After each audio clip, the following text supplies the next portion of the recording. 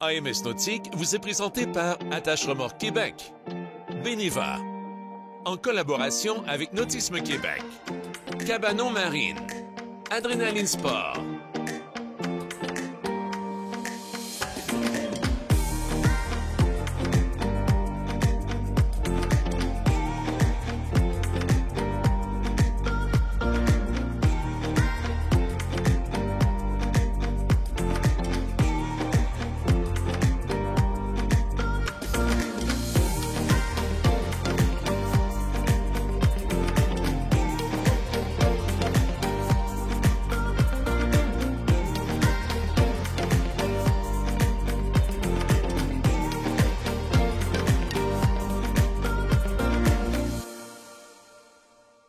Bienvenue tout le monde à nouveau avec AMS Nautique. On est présentement sur le fleuve Saint-Laurent, secteur de la baie de Beauport. Vous savez que Québec longe le fleuve, donc c'est un plan d'eau exceptionnel. Ici, à la baie de Beauport, où on se trouve présentement, il y a beaucoup d'initiations qui se fait à la voile, avec des petits optimistes, au kite ou encore en planche à voile. Profitez-en, c'est à la portée de tout le monde. Ça a démocratisé la voile et vous savez, ça commence très jeune, le goût de la mer. On en profiter, on est à Québec. Cette semaine à AMS Nautique, Simon Fortin-Massé de chez Cabanon Marine nous présente le magnifique bateau de sport nautique M240 de la compagnie Malibu. Marcel Bouchard rencontre José Côté de Nautisme Québec pour nous parler de sécurité nautique et on se déplace au Yacht Club Québec pour faire l'essai du Sea-Doo RXP X300 avec Jimmy Gagné d'Adrénaline Sport. Je me situe présentement sur la rivière au Pin, en direction du lac Saint-Joseph, parce que c'est la place, en compagnie de Simon, qui est directeur des ventes de chez Cabanon Marine. Bonjour, Simon. Bonjour, Marcel. Simon, on est dans ton habitat naturel. Exactement, c'est mon endroit de prédilection. Ton terrain de jeu, ça, ici. Exactement, j'adore le lac Saint-Joseph. Aujourd'hui, je vois qu'il y a une magnifique embarcation derrière nous. On va faire quoi aujourd'hui, Simon? Aujourd'hui, on va faire l'essai du Malibu M240, qui est le bateau le plus luxueux de la gamme Malibu. Quand tu me dis faire l'essai, je discutais un peu avec toi avant l'émission, puis tu me disais, l'essai, Marcel, d'un bateau, c'est pas ce que ça a de l'air qui est important, c'est comment ça opère. Exactement. Donc, ce qu'on veut voir, c'est les performances de l'embarcation. Donc, quand on parle d'un bateau de sport nautique, il faut vraiment l'essayer pour savoir de quoi on parle. Si on ne l'a pas essayé, bien, il a bien beau être le plus beau, le plus grand, le plus gros, mais si on ne l'a pas essayé puis que la vague ne nous satisfait pas, bien, on n'aura jamais le résultat escompté. Tu nous réserves une petite surprise pour l'essai de la vague. Certainement. Aujourd'hui, j'ai amené Simon Nicolas, qui est un professionnel justement dans le domaine et puis qui a justement gagné l'an passé là, ici le concours de wakeboard et de wakesurf au lac Saint-Joseph. Alors, il va travailler avec toi. Les deux, vous allez être sur la même vague. Exactement. Donc, on va pouvoir montrer là, que cette vague-là est très performante, beaucoup de puissance. C'est vraiment le modèle de vague qui va ressembler le plus à une vague qu'on retrouve sur l'océan. En fait, donc, tu vas me dire qu'il y a place pour deux personnes sur cette vague-là? Sans problème, Marcel. Sans problème. Et c'est toi qui vas décider aussi de la profondeur de la vague, de la hauteur de la vague avec un bracelet. Exactement. Donc, sur tous les modèles de Malibu, le Power Wedge nous permet d'avoir une montre qui s'appelle le Surf Band. Donc, avec cette montre-là, on va pouvoir justement choisir la profondeur, la hauteur de la vague. On va même pouvoir monter notre musique préférée simplement sur la tour pour qu'on puisse l'entendre plus aisément à l'arrière. On ne demandera pas de chanter, t'es correct. Certainement pas, mais même si je sais que tu chantes très bien.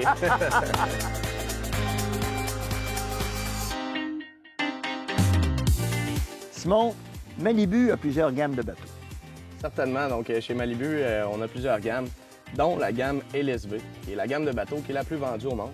Et puis, on est très fiers parce que ça fait 3 ans en ligne qu'on gagne le bateau qui a la meilleure vague de wakeboard et de wakesurf au monde. Donc, il y a des comités qui existent pour évaluer les types de vagues qui se fait derrière ces embarcations. Exactement. En fait, là, c'est que c'est un sport qui est rendu très populaire. Donc, il y a une association qui s'appelle Wake World. Et puis, tout le monde peut aller s'inscrire sur cette association-là. C'est là que les athlètes sont aussi classés pour savoir qui détient le plus de points dans les compétitions et tout. J'aime ça quand tu parles d'athlète, parce que quand tu parles d'athlète, on parle de performance physique aussi. Parce que quand tu fais du surf, du wake surf, musculairement, tu travailles, tu en fais beaucoup. Tu le sens à quel endroit surtout? Certainement.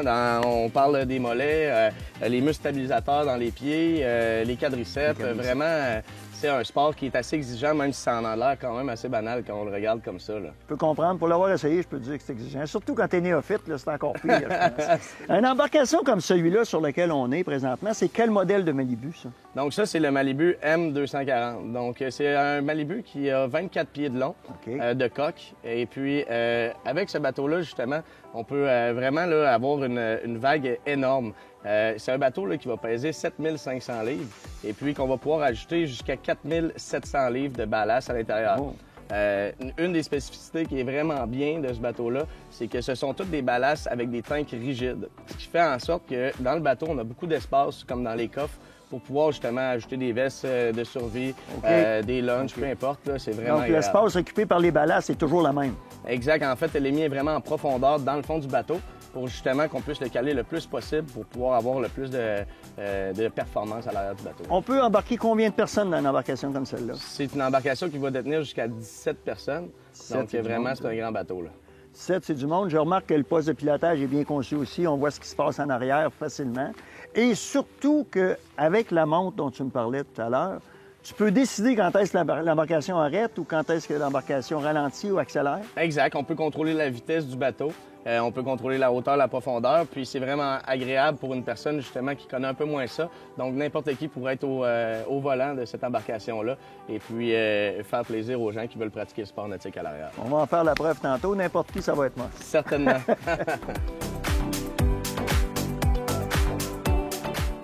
Simon, il y a beaucoup d'options sur cette embarcation-là. Oui, certainement. Puis il y en a plusieurs qui sont vraiment bien puis tu vas comprendre. Parce qu'un grand sportif comme toi, Marcel, tu vas comprendre que lorsque tu fais ton sport favori, ce qu'on aime, c'est se dépasser au maximum. On va au bout, on finit ça, on n'a plus d'énergie. Exact. Donc quand on n'a plus d'énergie puis qu'on veut rembarquer dans le bateau, on a une marche qui se déploie à l'arrière, comme ça. Ça permet justement de rembarquer dans le bateau super aisément. Et puis pour les journées un petit peu plus froides comme aujourd'hui, eh bien on a une douche ici, d'eau chaude. Exactement. Donc, on peut se servir justement pour s'arroser et puis se réchauffer pour s'assurer de ne pas attraper la grippe ou quoi que ce soit, là. Donc, on peut étirer la saison, tu sais, au Québec, là, des fois, il fait un peu plus froid en début puis en fin de saison, mais on peut continuer et puis pratiquer notre sport favori le plus longtemps possible. L'été, c'est le lundi, puis l'automne arrive le mardi. Dis-moi donc, en termes de motorisation, on a quoi? Dans ce bateau-là, on retrouve un moteur LT4 qu'on appelle. Donc, Malibu, depuis 2018, ont investi là, énormément d'argent dans une nouvelle usine où est-ce qu'ils fabriquent leur propre moteur.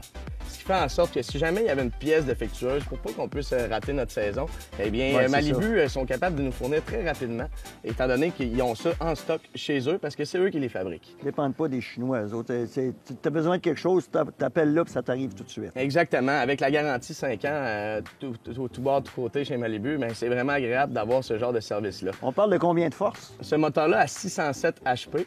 C'est un moteur V8 6.2 litres supercharge. Donc, c'est un moteur là, très, très, très puissant, ce qui est vraiment pratique, justement, lorsqu'on a beaucoup d'eau dans les ballasts et puis qu'on doit créer une belle vague, eh bien, lever quelqu'un et le sortir de l'eau ou deux personnes, comme tu vas voir tantôt, eh bien, ça se fait super facilement. Autre chose aussi que tu me disais qui était située dans ce compartiment-là? Juste au-dessus du moteur, on y retrouve un chauffe-veste. Donc, quand on sort de l'eau et que notre veste est mouillée, on la met là-dedans. Donc, le prochain qui va prendre la veste par la suite, mais au moins, elle va être chaude, elle ne sera pas toute mouillée et froide. C'est bon. C'est bon. C'est vrai que le mauvais feeling de l'eau froide ou d'un vêtement froid, c'est difficile à mettre. Ça. Hein? Le gars qui a fait ça avait déjà fait de l'activité. C'est ça, certain, oui.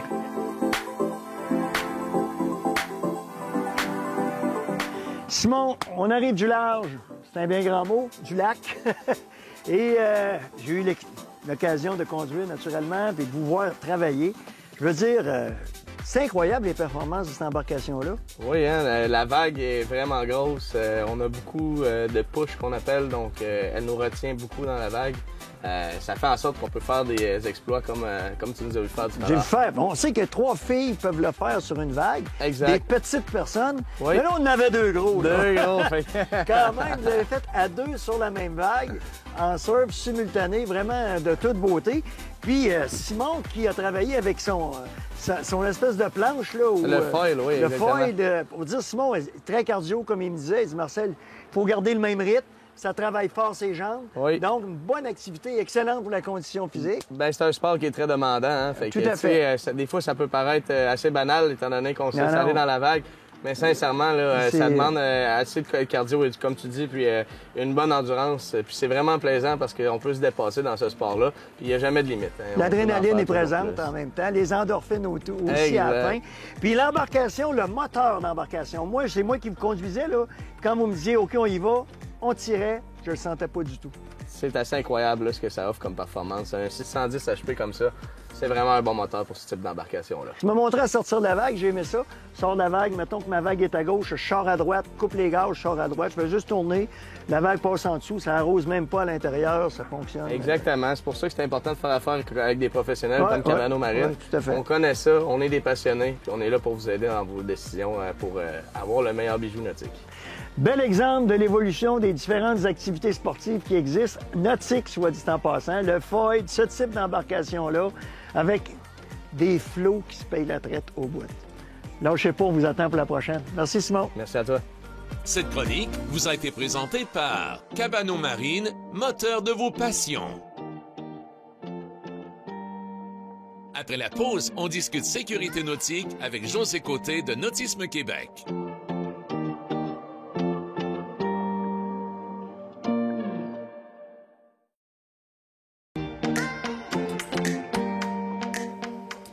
Bonjour tout le monde, en compagnie de José de chez Nautisme Québec à la Marina de la Chaudière. Bonjour José. Bonjour Marcel. José, on ne peut pas parler de nautisme sans parler de sécurité. C'est la base. As-tu vu? Regarde, j'ai mis ma veste. Oui, tu tomberas pas, t'es correct. Non, c'est parce que, regarde, c'est pas quand on tombe que c'est le temps de penser à dire hey, où ma veste est dans le fond d'une cale, il faut que je la porte. Hein? Faut prévenir. En fait, la morale de l'histoire, vaut mieux prévenir que guérir. C'est ça. On n'a plus le temps d'y penser. Puis on pense toujours que c'est pour les autres, qu'on n'en aura pas besoin jusqu'à ce que ça nous arrive. Puis malheureusement, il arrive des pépins sur les plans d'eau.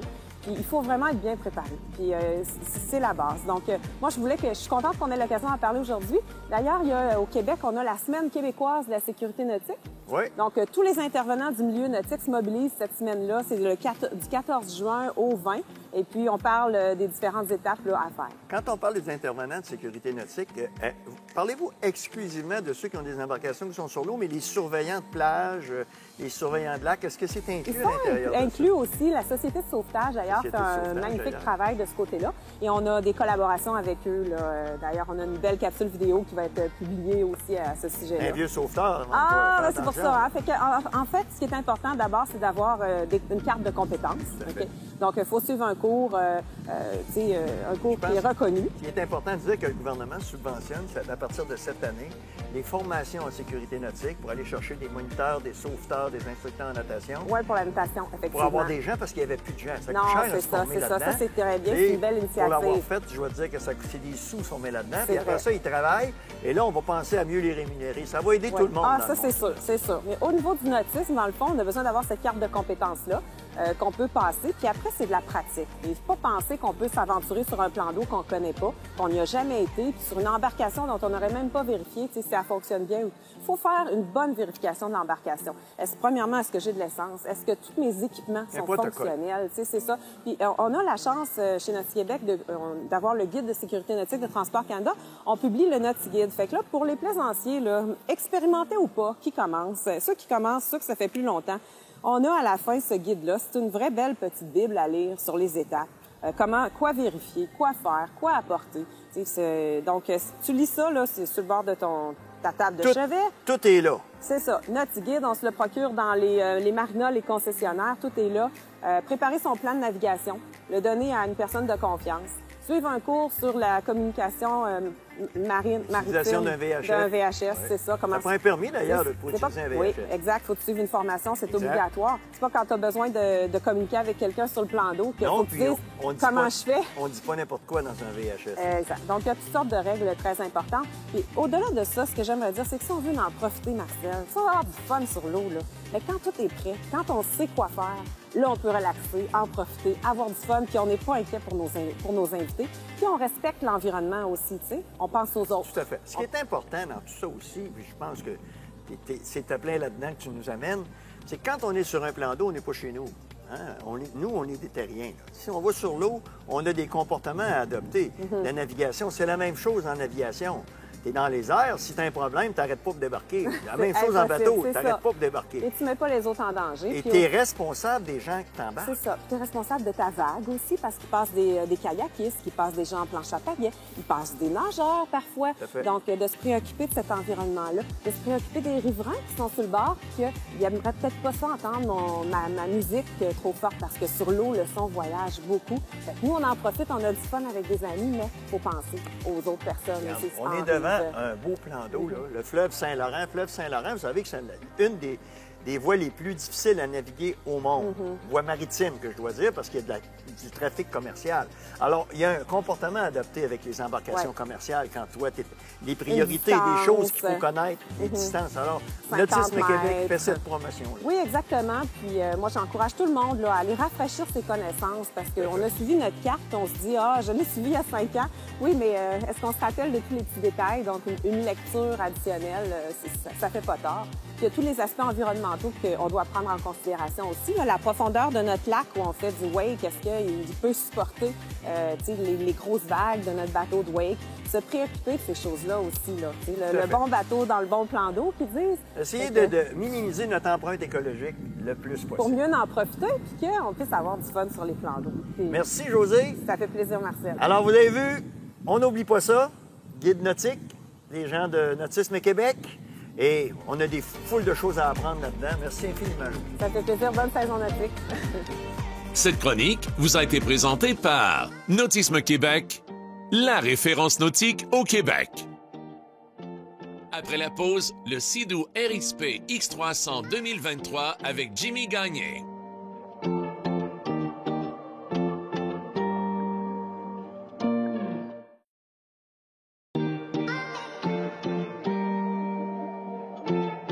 Je me situe présentement à la marina de Sillery, c'est le Yacht Club de Québec, finalement, en compagnie de Jimmy de chez Adrénaline. Bonjour, Jimmy. Bonjour. Ça va bien? Super, et toi? Tu es présent avec le soleil aujourd'hui? Oui.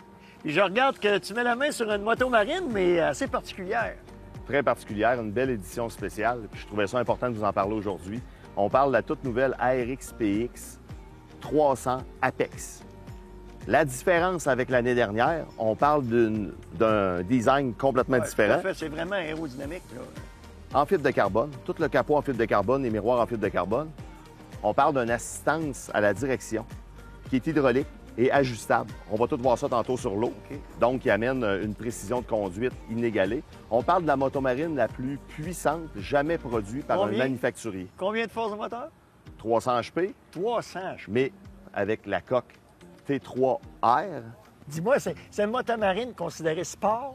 Une motomarine de course? C'est dans la catégorie sport, mais lorsqu'on a un fanatique, on pourrait le comparer à plusieurs autres produits. Lorsqu'on a un fanatique, c'est une motomarine de performance pour les plus passionnés du sport de la motomarine. OK. Puis avec ces particularités-là, du fibre de carbone, la direction assistée, notre ergo-lock avec le siège ajustable parce qu'on peut tomber en une place, parce que ça a toujours été une motomarine 2 places. OK. Mais là, ils l'ont emmené vraiment à une place. On a vu, on enlève le siège. Puis, en plus, là-dessus, Marcel, il y a un stabilisateur qui permet d'avoir des accélérations. On appelle ça un launch control. Ouais. Mais en tout temps, lors de tes accélérations, tu vois en avant, tu es bien placé. sur un bouton, puis tu es à ton maximum d'accélération, puis de prise en charge de la turbine, puis d'assiette de ta motomarine. Donc, on vit des accélérations du 0 au 100 en bas de 4 secondes. Incroyable. Incroyable. Sur l'eau, là, faut le faire. Là. Incroyable. Ça veut dire qu'il reste toujours... Il vient pas comme ça, mais il reste tout de suite. Le VTS vient s'ajuster. Au lieu de le faire de main humaine, ça se gère d'une façon électronique. Ça tombe bien, on a un spécialiste avec nous autres qui va nous montrer un petit peu comment ça fonctionne sur l'eau. Super, on va aller voir aller. Ça. Go!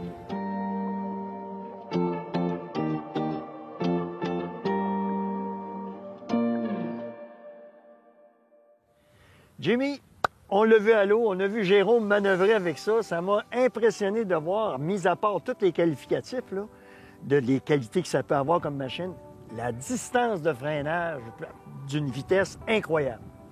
Le système IBR que BRP a introduit, c'est un système de frein. C'est ce qui fait le neutre, le reculon. Mais là, on voyait que Jérôme était rendu à sa vitesse maximale avec la motomarine. Puis dans l'espace de 50 pieds, en enclenchant l'IBR, il a arrêté complètement la motomarine. C'est vraiment puissant. Puis c'est là qu'on parle du ergo-lock.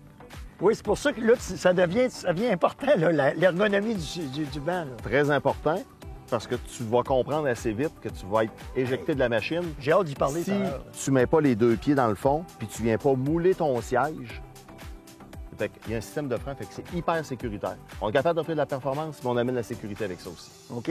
En fait, là aussi, il y a un autre système là-dessus c'est une gestion d'ordinateur sur le jaugeage et le déjaugeage de l'embarcation. Au lieu de partir de faire ça, il garde là et fait son accélération tout de suite. C'est super bien résumé. Effectivement, on a l'option du launch control qui permet une accélération de 0 à 100 km en moins de 4 secondes. À moins de 4 secondes, c'est incroyable. C'est comme ça. Mais si on ne met pas le launch control, on est plus dans le 5,5-6 secondes de 0 au 100.